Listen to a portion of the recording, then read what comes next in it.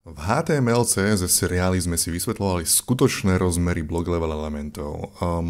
Mimochodom, ak ste nesledovali HTML, CSS seriál a rovno ste skočili na responsívny, ja nebudem vás nútiť samozrejme sledovať tie epizódy, ale vysoko vám budem odporúčať sledovať ich. Lebo napríklad aj tie stránky, na ktorých sme pracovali doteraz v rámci tomto responsívnom dizajne, sú tam všetky pekne krok za krokom vytvorené, takže popíšem mnohé koncepty v rámci toho kurzu a taktiež všetky tie stránky, s ktorými pracujeme tu, budete vedieť presne, z čoho sa skladajú, takže sa vám bude ľahšie sledovať tento kurz. Každopádne block level elementov. Povedali sme si, že do šírky elementu sa pripočítava aj jeho padding a jeho border. Čo vie byť problém hlavne, keď sa dostaneme k responsívnemu dizajnu, ktorý používa percentáže a všeobecne relatívne hodnoty pre rozmery. Napríklad, keď máme elementy, ktoré sa majú zmeniť vedľa seba a nastavíme im float left a patričnú šírku, v pohode sa zmestia vedľa seba a všetko je v pohode. Lenže v momente, keď pridáme padding alebo border, tak ten sa pridáta do šírky a zrazu sa nezmestia a zobrazia sa pod sebou.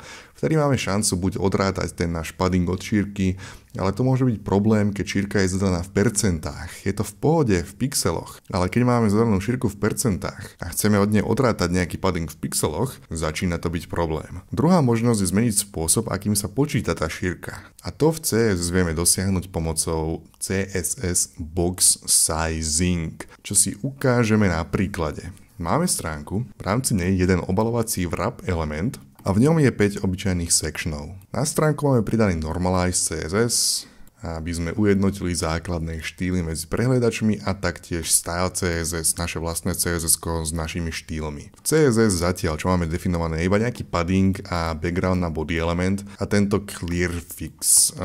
V podstate v rámci clearfixu tento zoom 1 to je iba taký malý hack pre Windows, pre Explorery 6 a 7, ale tie už sa prakticky nepoužívajú, takže to môžem vymazať. Každopádne toto je obyčajný clearfix, ktorý je to z toho dôvodu, že tieto section elementy budeme floatovať. Dobre, povedzme, že chceme ten náš wrap element zarovnať na stred a tým pádom musíme nastaviť nejakú šírku. V tomto prípade ja tomu dám takých 1024 pixelov a nejaký margin 0 a auto, aby sme ho hodili na stred. V tomto prípade však pre efekt pridám nejakú výšku a background BRS, aby sme videli tento element. A vidíme, že má tu 1024 pixelovú šírku, avšak keď začne zmenšovať okno prehliadača, bum, narazím na istý moment, kedy sa mi vytvoria scrollbary tu dole a proste budem musieť scrollovať. A to je z toho dôvodu, že sme nastavili fixnú šírku, čo naozaj chceme, ale radšej použiť pri responsívnom dizajne, je max width, kde element bude taký široký, aký potrebuje byť. Jasné, upravuje sa krásne podľa veľkosti okna, ale nikdy nebude väčší ako 1024 pixelov. Dobre, takže to je taký prvotný úvod, čo naše fixné šírky budeme meniť na maximálne šírky. Ďalej wrap element bude obsahovať nejaké sectiony. A tie sectiony HTML už obsahuje, ale oni neobsahujú žiaden štýl a to ideme napraviť, čiže nejakú bielu farbu im dáme a možno ja si skopčím nejaké hodnoty, napríklad pre jeho font, pre farbu backgroundu toho section elementu. Povedzme, že ja, aby to bolo celé krajšie, mu taktiež dám nejaký border radius a margin bottom, aby boli ho troška odsedené od seba, lebo máme 5 sectionov pod sebou. A taktiež každému dám, že zatiaľ, čisto aby sme niečo videli, každému pridám výšku 500, respektíve 300 pixelov. Čiže teraz refresh stránky, bam, máme 300 pixelové sectiony pekne jeden za druhým pod sebou. Chceme ale, aby elementy boli vedľa seba, aby boli rovnakej šírky. A keďže nevieme zaručiť, akú šírku bude mať stránka, použijeme čo? Percentá. Čiže ak máme 5 elementov, a rodič má 100%. Koľko bude mať jeden element percent? 20. Matematika, čiže section. Jednak prvá vec, že chceme ich floatovať, takže float left a ich šírka bude nastavená na 20%. Bum, máme ich vedľa seba, začnem zmenšovať stránku, všetko je v pohode, pekne sa upravujú, všetko je presne ako by som chcel. Pre väčšiu zrejmosť bolo by dobré, keby každý z nich mal troška inú farbu, takže to ja teraz spravím, hej, nth child, čiže prvý, druhý a tak ďalej, každému nastavím inú farbu.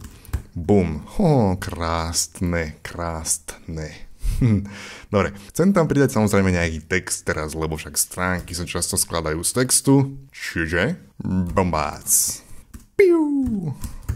Wow, fuj. Teraz to pekne hnusné, lebo text sa nám nalepil na hrany elementu a to nikdy nechceme. Čiže potrebujeme čo? Potrebujeme sa vrátiť sem a dáme našemu section elementu nejaký padding 20 pixelov a všetko bude v pohode až na to, že nebude. Oh no! Čiže vieme, že sú to block level elementy a do samotnej šírky elementu sa pripočítava aj padding. Čiže teraz tie elementy sú vlastne o 40 pixelov širšie, alebo 20 pixelov z každej strany. A úplne sme teraz totálne teraz sme v koncoch, lebo už sa nám nezmiestia do jedného riadku. Našťastie však v CSS vieme zmeniť pre každý jeden element, ktorý existuje, čiže špeciálny selektor hviezdička. Vieme zmeniť hodnotu box sizing, čiže veľkosť boxov, na border box. Refresh stránky, bam! Woohoo!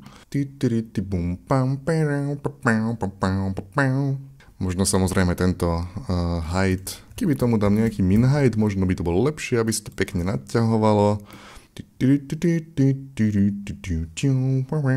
No, pointa teraz je, že všetky máme pekne vedľa seba a zároveň majú padding.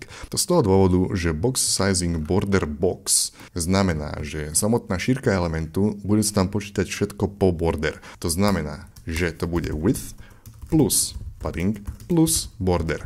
Toto sa započítava do šírky, ale margin sa nezapočítava, takže pozor na to. Každopádne ešte existuje jedna hodnota, že padding box napríklad. V tom prípade by to znamenalo, že width plus padding by sa započítaval, ale tá jednak nie je veľmi dobre často používaná a jednak nie je veľmi často implementovaná v prehliadačoch, kdežto border box má celkom solidnú podporu. Dobre, teraz každému elementu teda nastavujeme border box, ale tento zápis sa mi nie tak celkom páči, dal by sa vylepšiť. Konkrétne na to, že border box nenastavíme takto každému jednému elementu, ale nastavíme ho HTML elementu, hej, tomu najvyššiemu z elementov. A teraz každému elementu, prípadne každému before a after pseudoelementu, nastavíme hodnotu box sizing na inherit. Čiže každý element, prípadne každý before a každý after pseudoelement na každom ďalšom elemente bude mať box sizing inherit. Prečo to píšeme takto komplikovane, keď stačí jeden jednoduchý zápis?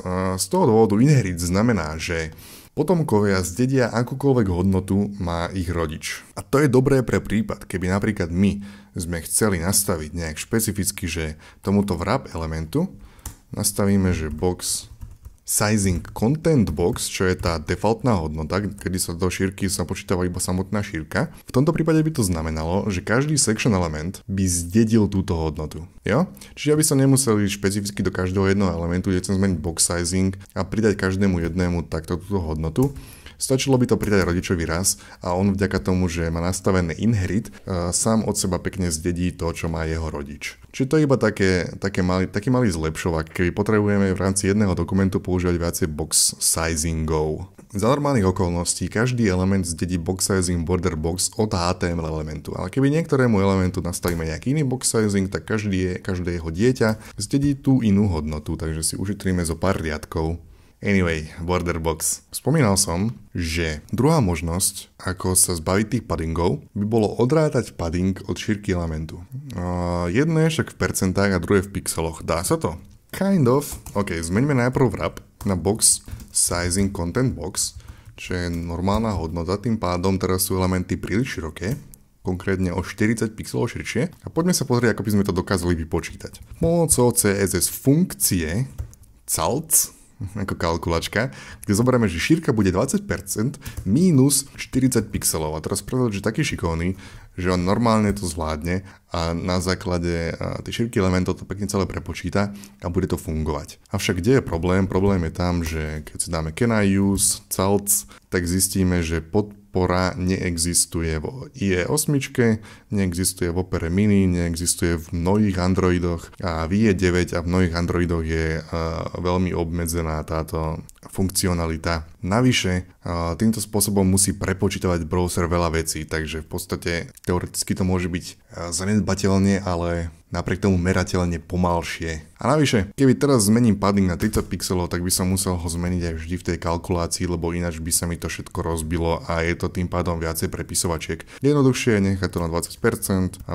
pekne krásne použiť starý dobrý border box. No, dobre. Ešte by sa samozrejme hodil nejaký margin. Nech to nie je všetko také nalepené na sebe, lebo nikdy nechceme nič mať nalepené na sebe. S výnimkou situácií, kedy chceme veci mať nalepené na sebe. Dobre, takže ja zoberiem section elementom, pridám im margin a dám im margin right. A ten margin right bude 1%. Samozrejme, to znamená, že každý z nich bude mať margin right, ale napríklad tento posledný by ho nemusel mať, takže u toho posledného necháme margin right vynulovať. Dobre, takže samozrejme robíme responsívny dizajn viac menej, takže snažíme sa všetky šírky zadávať v percentách. Teraz to ale znamená čo? Že pribudne nám ďalších 5% alebo ďalšie 4%. Vieme, že teraz keď refreshujeme stránku, nezmestia sa vedľa seba. A to z toho dôvodu, že margin sa už nezarátava do tej šírky toho elementu, čiže musíme to nejak vyrovnať. V podstate teraz vieme, že 4 elementy pridávajú 1% šírky po pravej strane každého elementu. Čiže musíme zmenšiť šírku elementu, napríklad keď tam má 19 pixelov, tak sa to zmestí, ale zároveň pre väčšiu zrejmosť. Dám tomuto wrap elementu nejaký background a budeme vidieť, že tu po pravej strane ešte stále zostáva nejaké prázdne miesto a to z toho dôvodu, že my sme zmenšili šírku na 19 pixelov, to znamená, že sme ušetrili 1% za každým elementom, čiže raz, 2, 3, 4, 5% sme ušetrili z celkovej šírky. Avšak tento posledný nepoužíva margin, čiže my nepotrebujeme ušetriť 5% celkovej šírky, ale iba 4%. Čiže môžeme spraviť ťažkú matematiku, čiže môžeme to natiahnuť o čo? O 1/5%. Koľko je 1/5%? Matematika? No asi, že 0,2, čiže 19,2 bude v pohode. Snáď je to jasné. Ak to nie je jasné, tak sa skúste spraviť sami túto istú stránku a pochopíte to na 100%. Matematika, motherfuckers! Dobre, môžeme odstrániť tento background color, lebo je príliš badass. A máme krásnu ukážku toho, ako v náš prospech môžeme využiť box sizing, border box a ukázali sme si aj CSS funkciu CALC. A sme celý krásne responsívni. Ok, na budúce ideme ďalej s ďalšími konceptami pre responsívny dizajn. Ja som Jablko a čaute.